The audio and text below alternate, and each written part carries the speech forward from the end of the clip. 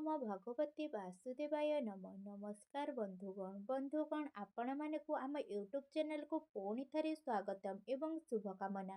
ଯଦି ମୁଁ ଆପଣମାନଙ୍କୁ ଏଠି ବିଶେଷ ଭାବରେ କହିବି କି ତା ସହିତ ଏହି ଭିଡ଼ିଓରେ ମୁଁ ବିଶେଷ ରୂପରେ ଆପଣମାନଙ୍କୁ କହିବି କି ଆଗାମୀ ଏହି 2 ଦିନର ସମୟ ଅବଧିରେ ଆପଣମାନଙ୍କ ଜୀବନରେ ପୁରା ଚାର ଲାଗିବା ପାଇଁକିନା ଯାଉଅଛି।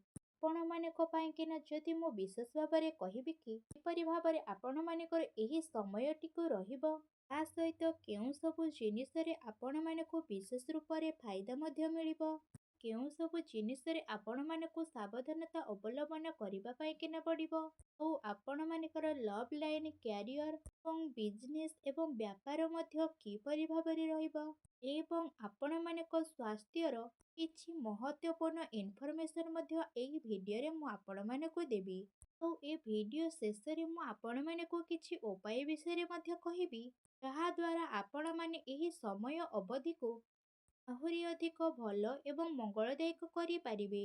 ଆଗକୁ ଭିଡ଼ିଓ ଆରମ୍ଭ କରିବା ପୂର୍ବରୁ ଆମର ଗୋଟିଏ ରିକ୍ୱେଷ୍ଟ, ଆପଣମାନେ ଯଦି ଏ ଚ୍ୟାନେଲରେ ନୂଆ କରି ଆସିଛନ୍ତି ତେବେ ଏବେ ହିଁ ଯାଇକି ସବସ୍କ୍ରାଇବ୍ କରନ୍ତୁ ଏବଂ ପାଖରେ ଥିବା ବେଲ୍ ଆଇକନକୁ ମଧ୍ୟ କ୍ଲିକ୍ କରନ୍ତୁ, ଯାହାଫଳରେ ସମୟ ସମୟର ସହିତ ସମସ୍ତ ଭିଡ଼ିଓର ନୋଟିଫିକେସନ୍ ଆପଣମାନଙ୍କୁ ହିଁ ସର୍ବପ୍ରଥମେ ମିଳିଯିବ। ତ ଏବେ ଆସନ୍ତୁ ଜାଣିବା ଆପଣମାନଙ୍କ ପାଇଁକିନା କିପରି ରହିବ ଆପଣମାନଙ୍କ ପାଇଁକିନା ବିଶେଷ ଭାବରେ ଏହି 2 ଦିନର ସ୍ଥିତି, ଅର୍ଥାତ୍ ଜାନୁଆରୀ ମାସର 22 ଏବଂ 23 ତାରିଖର ଦିନ। ଯଦି ସବୁଠାରୁ ପ୍ରଥମେ କହିବେ କି କ'ଣ ଆପଣମାନଙ୍କ ପାଇଁକି ବିଶେଷ ରୂପରେ ପଜିଟିଭ୍ ରହିବା ପାଇଁକିନା ଯାଉଅଛି, ବିଶେଷ ଭାବରେ କହିବି କି ଯଦି ଆପଣମାନେ ବ୍ୟବସାୟ କରୁଛନ୍ତି କିମ୍ବା ଆପଣମାନେ ଚାକିରି କେଉଁଠି କରୁଛନ୍ତି, ତ ନିବେଶ ପାଇଁ ଆପଣମାନଙ୍କୁ ଭଲ ପ୍ରାପ୍ତ ମଧ୍ୟ ହୋଇଯିବ। ଏହା ଆପଣମାନଙ୍କ ଆର୍ଥିକ ନିବେଶ ପାଇଁକିନା ବହୁତ ଅଧିକ ଭଲ ରହିବ, ଯାହାଫଳରେ ଆପଣମାନଙ୍କୁ ଆର୍ଥିକ ଲାଭ ମିଳିବାର ବହୁତ ଅଧିକ ସମ୍ଭାବନା ମଧ୍ୟ ରହିଛି। ଭାଗ୍ୟ ଆପଣମାନଙ୍କର ବହୁତ ସାଥ ଦେବ, ତା ସହିତ କାମ କାର୍ଯ୍ୟରେ ଆପଣମାନଙ୍କୁ ସଫଳତା ମଧ୍ୟ ପ୍ରାପ୍ତ ହୋଇଯିବ। ତା ସହିତ ଚଳ ଅଚଳ ସମ୍ପତ୍ତିର ଦୃଷ୍ଟିକୋଣରୁ ନିବେଶ କରିବା ଆପଣମାନଙ୍କ ପାଇଁକିନା ବହୁତ ଭଲ ସାବ୍ୟସ୍ତ ମଧ୍ୟ ହେବ। ସେଥିପାଇଁକିନା ଆପଣମାନେ ସମୟ ଏବଂ ପରିସ୍ଥିତିକୁ ଦେଖିକି ନିବେଶ କିମ୍ବା ତଲାସିର ଦାୟରା ମଧ୍ୟ ନେଇଯାଆନ୍ତୁ, ଯାହାଫଳରେ ଆପଣମାନଙ୍କୁ ସଫଳତା ନିହାତି ଭାବରେ ପ୍ରାପ୍ତ ହେବ, ଯାହାଫଳରେ ଆପଣମାନଙ୍କର ଆର୍ଥିକ ସ୍ଥିତି ବହୁତ କାଫି ମଜବୁତ ମଧ୍ୟ ହୋଇଯିବ। ତା ସହିତ କୌଣସି ଅପ୍ରତ୍ୟାଶିତ ଆୟ ଆପଣମାନେ କୌଣସି ପ୍ରୋବ୍ଲେମରେ ମଧ୍ୟ ଫସି ପାରନ୍ତି। ଏ ଆୟର ଆପଣମାନେ ବହୁତ ଭଲ ଭାବରେ ପ୍ରୟୋଗ ମଧ୍ୟ କରନ୍ତୁ, ତାହାଦ୍ୱାରା କୌଣସି ଯାତ୍ରା ବା ଏମିତି କିଛି ଗତିବିଧିରେ ଯେଉଁଠିକିନା ଆପଣମାନଙ୍କର ଉଦ୍ଦେଶ୍ୟ ଅସ୍ପଷ୍ଟ ମଧ୍ୟ ରହିବ, ବିଚାରକୁ ଆପଣମାନେ ଲୋକମାନଙ୍କୁ କୁହନ୍ତୁ, ତାହା କେବଳ ଆପଣମାନଙ୍କ ଦିମାଗରେ ରହିଛି। ସେଥିପାଇଁକିନା ଆପଣମାନେ ଜରୁର ଭାବରେ ରିସର୍ଚ୍ଚ ମଧ୍ୟ କରନ୍ତୁ, ତା ସହିତ ନିଜର ଆଖପାଖ ଲୋକମାନଙ୍କ ସହିତ ମିଶନ୍ତୁ, ନିଜର ବରିଷ୍ଠଙ୍କୁ ପ୍ରଭାବିତ କରିବା ପାଇଁକି ଶବ୍ଦର ନିପୁଣତା ମଧ୍ୟ କରନ୍ତୁ, ନିଜର କ୍ୟାରିୟରକୁ ବଢ଼ିବା ଏବଂ ପଇସା କିଛି କିମ୍ବା ଗୋଟିଏ ରଣନୀତି ବଢ଼େଇବା ପାଇଁକି ଦିନ ବହୁତ ଶାନଦାରମୟ ମଧ୍ୟ ରହିବ। ଆପଣମାନଙ୍କର ସାଥୀ ଏବଂ ସହଯୋଗୀ ଏବେ ଆପଣମାନଙ୍କର ସ୍ଥିତିକୁ ଜାଣିବେ ଆଉ ଆପଣମାନଙ୍କର ସୂଚନାତ୍ମକ କାର୍ଯ୍ୟ ପ୍ରତି ଆପଣମାନଙ୍କର ବହୁତ ଅଧିକ ରୁଚି ମଧ୍ୟ ରହିବ। ଏ ଅବସରର ଆପଣମାନେ ଅବଶ୍ୟ ହିଁ ଲାଭ ଉଠାନ୍ତୁ। ତା ଭାବରେ କାମ କରିବା ପାଇଁକିନା ଆପଣମାନେ ଏ ଦିନକୁ ହାତରୁ ଯିବା ପାଇଁକିନା ଦିଅନ୍ତୁ ନାହିଁ। ନିଜର ରଚନାତ୍ମକ କାର୍ଯ୍ୟ ଦ୍ୱାରା ଘରକୁ ବହୁତ ଖୁସିଭରା କରିପାରିବେ। ନିଜର କାର୍ଯ୍ୟ କ୍ଷେତ୍ରରେ ଅନ୍ୟକୁ ବିଶେଷ ଭାବରେ ପ୍ରଭାବିତ ମଧ୍ୟ କରିବେ। ତା ସହିତ କାର୍ଯ୍ୟ କ୍ଷେତ୍ରରେ ଲାଭର ବିଶେଷ ସୁଯୋଗ ମଧ୍ୟ ରହିଛି। ତା ସହିତ ଆକସ୍ମିକ ଧନଲାଭ ମଧ୍ୟ ଆପଣମାନଙ୍କୁ ବିଶେଷ ରୂପରେ ମଧ୍ୟ ହୋଇପାରେ। ଆସନ୍ତୁ ଏବେ ଜାଣିବା ଆପଣମାନଙ୍କ ପାଇଁକିନା କ'ଣ ସବୁ ନେଗେଟିଭ୍ ମଧ୍ୟ ରହିବ।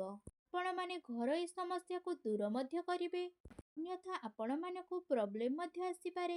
ଆପଣମାନେ ସବୁବେଳେ ନିଜ କଥା ଉପରେ ଭରସା ରଖନ୍ତୁ, ତା ସହିତ ଘର ପରିବାରର ସଦସ୍ୟଙ୍କ ଉପରେ ଭରସା କରନ୍ତୁ। ଆପଣମାନେ ତା ସହିତ ଅନ୍ୟ କୌଣସି ସଦସ୍ୟମାନଙ୍କ ଉପରେ ଆଦୌ ବି ଭରସା କରନ୍ତୁ ନାହିଁ, କାହିଁକିନା ଅନାବଶ୍ୟକରେ ଆପଣମାନଙ୍କର ପ୍ରୋବ୍ଲେମ ଉପଜିବ। ତା ସହିତ ଆପଣମାନଙ୍କର ପାରିବାରିକ ଚିନ୍ତା ମଧ୍ୟ ରହିବ, ଯାହା ଫଳରେ ଘର ପରିବାରରେ ଟିକେ ଛୋଟ ମୋଟ ପ୍ରୋବ୍ଲେମ ମଧ୍ୟ ହୋଇପାରେ। ଘର ପରିବାରରେ ଆକସ୍ମିକ ସାମଞ୍ଜସ୍ୟ ବନି ରଖିବା ପାଇଁ କି ଅଧିକ ମାତ୍ରାରେ ଚେଷ୍ଟା କରନ୍ତୁ। ଜଣେ ଆଉ ଜଣଙ୍କ ଉପରେ ଭରସା କରିକି ସବୁ କାର୍ଯ୍ୟକ୍ରମକୁ କରନ୍ତୁ। ତା ସହିତ ନିଜର ଦାୟିତ୍ୱକୁ ନିଭାଇବାରେ ପୂର୍ଣ୍ଣ ଭାବରେ ପ୍ରୟାସ କରିକି ମାତା ପିତାଙ୍କୁ ତାଙ୍କର ସମ୍ବନ୍ଧକୁ ମଧୁର ବନେଇବା ପାଇଁ କିନା ଚେଷ୍ଟା ମଧ୍ୟ କରନ୍ତୁ। ତା ସହିତ ଆପଣମାନେ ଏମିତି ଲୋକଙ୍କ ପାଖକୁ ଯାଆନ୍ତୁ ଯାହା ଆପଣମାନଙ୍କ ପାଇଁ କିନା ଜରୁରତ ରହିଛି। ଏମାନେ ହେଉଛନ୍ତି ମାତା ପିତା ଭାଇ ଭଉଣୀ ଏବଂ ପଡ଼ୋଶୀ। ଏମାନଙ୍କୁ ଶାନ୍ତି ପ୍ରଦାନ କରନ୍ତୁ। ଏ ସମୟରେ ସାଂସ୍କାରିକ ବ୍ୟବହାରିକ ମାମଲାରେ ଧ୍ୟାନ କେନ୍ଦ୍ରିତ କରିକି ରଖିବାର ନାହିଁ, ବରଂ ନିଜର ଦୃଷ୍ଟିକୋଣକୁ ବଦଳେଇବା ଏବଂ ନୂଆ ବିଚାରକୁ ଭାବିବାର ହିଁ ସମୟ ଆସିଛି। ବହୁତ ସାରା ଲୋକ ଆପଣମାନଙ୍କୁ ନେଇକି ଆଗକୁ ମଧ୍ୟ ବଢ଼ିବେ, ଯାହାଦ୍ୱାରା ଅଧିକତର ସମୟ ଆପଣମାନଙ୍କର ମଲ୍ଟିଟାସ୍କରେ ରହିବ ଏବଂ ଆପଣମାନେ ଯାହା ବି କରୁଛନ୍ତି ସେସବୁରେ ମଧ୍ୟ ମନ ଦିଅନ୍ତୁ। ଯାହାଫଳରେ ଆପଣମାନଙ୍କୁ ଶୀଘ୍ର ହିଁ ସଫଳତା ପ୍ରାପ୍ତ ହେବ। କିଛି ନୁକସାନ ମଧ୍ୟ ଆପଣମାନଙ୍କୁ ଏ ଦିନମାନଙ୍କରେ ମିଳିପାରେ, ଯାହା ଆପଣମାନଙ୍କ ପରିବାରକୁ ପ୍ରଭାବିତ ମଧ୍ୟ କରିବ, ଯାହାଦ୍ୱାରା ଆପଣମାନେ ବିଚଳିତ ମଧ୍ୟ ହୋଇଯିବେ। ତା ସହିତ କାର୍ଯ୍ୟଭାରର ଅଧିକତା କାରଣରୁ ଜରୁରତ ସମୟରେ ଆପଣମାନେ କାର୍ଯ୍ୟଟିକୁ ପୂରା କରିପାରିବେ ନାହିଁ। ସେଥିପାଇଁ କିନା କ୍ରୋଧର ଅଧିକତାର ମଧ୍ୟ ରହିବ। ସେଥିପାଇଁ କିନା ଆପଣମାନେ ନକାରାତ୍ମକ ଚିନ୍ତାଠାରୁ ଦୂରେଇ ରୁହନ୍ତୁ ଏବଂ ଅଧିକାରୀଙ୍କ ଠାରୁ ଆପଣମାନେ ବାଦ ବିବାଦ କରିବା ଠାରୁ ମଧ୍ୟ ଦୂରେଇ ରୁହନ୍ତୁ, କାହିଁକିନା ଏହା ଆପଣମାନଙ୍କ ପାଇଁ କିନା ବହୁତ ହି ଭଲ ରହିବ। ଆସନ୍ତୁ ଏବେ ଜାଣିବା ଆପଣମାନଙ୍କ ପାଇଁ କିନା ଏ ଦିନମାନଙ୍କର ଲଭ୍ ଲାଇନ୍ କିପରି ଭାବରେ ରହିବ। ଆପଣମାନଙ୍କୁ ଆପଣମାନଙ୍କର ପ୍ରେମ ଜୀବନରେ ସମ୍ଭାଳିକି ଚାଲିବାର ଆବଶ୍ୟକତା ମଧ୍ୟ ରହିଛି, କାହିଁକିନା ଛୋଟ ମୋଟ କଥା ବି ମଧ୍ୟ ବଡ଼ ହୋଇପାରେ ଆଉ ତାର ପ୍ରଭାବ ଆପଣମାନଙ୍କ ପ୍ରେମ ଜୀବନରେ ନକାରାତ୍ମକ ରୂପରେ ମଧ୍ୟ ଆସିପାରେ।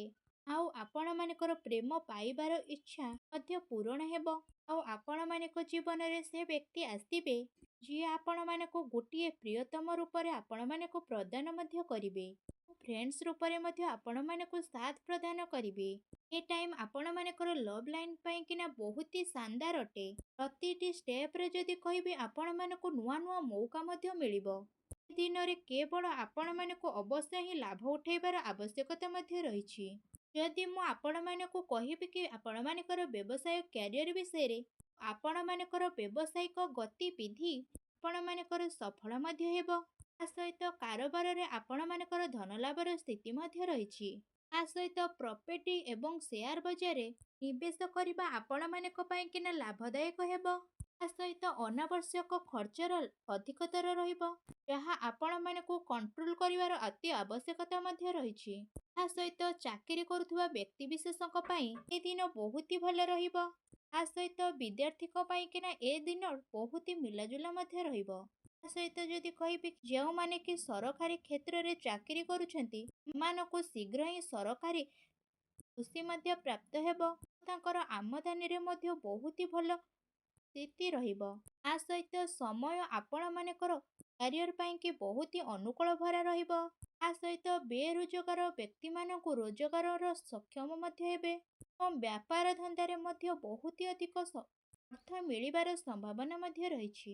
ଆସନ୍ତୁ ଏବେ ଜାଣିବା ଆପଣମାନଙ୍କର ଏ ଦିନମାନଙ୍କରେ ସ୍ୱାସ୍ଥ୍ୟ କିପରି ଭାବରେ ରହିବ। ସ୍ୱାସ୍ଥ୍ୟ ବିଷୟରେ ଯଦି କହିବା କି ଆପଣମାନଙ୍କର ସ୍ୱାସ୍ଥ୍ୟ ରିଲେଟେଡ୍ ଗମ୍ଭୀର ସମସ୍ୟାର ଆପଣମାନେ ପଡ଼ିପାରନ୍ତି। ସେଥିପାଇଁ କିନା କୌଣସି ସ୍ୱାସ୍ଥ୍ୟ ଜନିତ ସମସ୍ୟା ମଧ୍ୟ ଦେଖା ଦେଇପାରେ। ତେଣୁ ଆପଣମାନଙ୍କୁ ସମୟ ପୂର୍ବରୁ ହିଁ ଉପଚାର କରିବାର ଅତି ଆବଶ୍ୟକତା ମଧ୍ୟ ରହିଛି। ଯାହାଦ୍ୱାରା ସମୟ ଥାଉ ଥାଉ କିନା ଆପଣମାନେ ବହୁତ ହି ପ୍ରୋବ୍ଲେମରୁ ପଡ଼ିବା ପୂର୍ବରୁ ଆପଣମାନେ ବାହାରେ ଯାଇପାରିବେ। ସେଥିପାଇଁ କିନା ଆପଣମାନେ ନିଜର ଖାଦ୍ୟପେୟ ଉପରେ ବିଶେଷ ଭାବରେ ଧ୍ୟାନ ଦିଅନ୍ତୁ। ତା ସହିତ ଆପଣମାନେ ସ୍ୱାସ୍ଥ୍ୟକୁ ଆହୁରି ଅଧିକ ଭଲ ରଖିବା ପାଇଁ କିନା ଆପଣମାନେ ଦିନଚର୍ଯ୍ୟାକୁ ପାଳନ କରନ୍ତୁ ଏବଂ ବ୍ୟାୟାମ କରନ୍ତୁ, ସୁଖାସନ କରନ୍ତୁ ଏବଂ ଆୟୁର୍ବେଦିକ ଜିନିଷର ସେବନ ମଧ୍ୟ କରନ୍ତୁ। ଆପଣମାନେ ସ୍ୱାସ୍ଥ୍ୟ ମଧ୍ୟ ରୁହନ୍ତୁ। ଆସନ୍ତୁ ଏବେ ଜାଣିବା ଆପଣମାନଙ୍କ ପାଇଁ କିନା କ'ଣ ବିଶେଷ ଉପାୟ ମଧ୍ୟ ରହିଅଛି। ଆପଣମାନେ ଏ ଦିନମାନଙ୍କରେ ସ୍ନାନ ଆଦି ବିଶେଷ ଭାବରେ କରିସାରିଲା ପରେ ବହୁତ ହି ପ୍ରେମ ପୂର୍ବକ ସାବୁଦାନାର କ୍ଷୀରି ମଧ୍ୟ ବନାନ୍ତୁ ଆଉ ସେ କ୍ଷୀରିରେ ଆପଣମାନେ ଚିନି ବଦଳରେ ମିଶ୍ରି ମିଶାନ୍ତୁ। ଯେବେ ଏହି କ୍ଷୀରିଟି ପ୍ରସ୍ତୁତ ହୋଇଯିବ, ଏଥିରେ ଆପଣମାନେ ଟିକେ କେଶର ମଧ୍ୟ ପକାନ୍ତୁ ଆଉ ଆପଣମାନେ ସେ କ୍ଷୀରିଟିକୁ ପ୍ରଥମେ ମା ଲକ୍ଷ୍ମୀଙ୍କୁ ଭୋଗ ଲଗାନ୍ତୁ। ତାପରେ ଆପଣମାନେ ମା ଲକ୍ଷ୍ମୀଙ୍କ ପାଖରେ ସେ କ୍ଷୀରିଟିକୁ ରଖିକି ଘର ପରିବାରରେ ମଧ୍ୟ ବାଣ୍ଟି ଦିଅନ୍ତୁ। ପରି କରିବା ମାତ୍ରକେ ଦେଖିବେ ମା ଲକ୍ଷ୍ମୀ ଆପଣମାନଙ୍କ ଉପରେ ବହୁତ ଶୀଘ୍ର ପ୍ରସନ୍ନ ମଧ୍ୟ ହେବେ ଏବଂ ଯାହା କିଛି ବି ଆପଣମାନଙ୍କ ଲାଇଫରେ ପ୍ରୋବ୍ଲେମ୍ ଚାଲିଛି ସେ ସବୁକୁ ମଧ୍ୟ ଦୂର କରିନେବେ। ଆଶା କରୁଛି ଆଜିର ଏ ଭିଡ଼ିଓଟି ଆପଣମାନଙ୍କୁ ବହୁତ ମାତ୍ରାରେ ଭଲ ଲାଗିଥିବ। ଯଦି ଭଲ ଲାଗିଥାଏ ତେବେ କମେଣ୍ଟ ବକ୍ସରେ ଜୟ ମା ଲକ୍ଷ୍ମୀ ବୋଲି ଅବଶ୍ୟ ଲେଖନ୍ତୁ। ପୁଣି ଦେଖା ହେବ ଏକ ନୂତନ ଭିଡ଼ିଓ ମାଧ୍ୟମରେ। ସେ ପର୍ଯ୍ୟନ୍ତ ବିଦାୟ ଦିଅନ୍ତୁ। ରହୁଛି। ଧନ୍ୟବାଦ।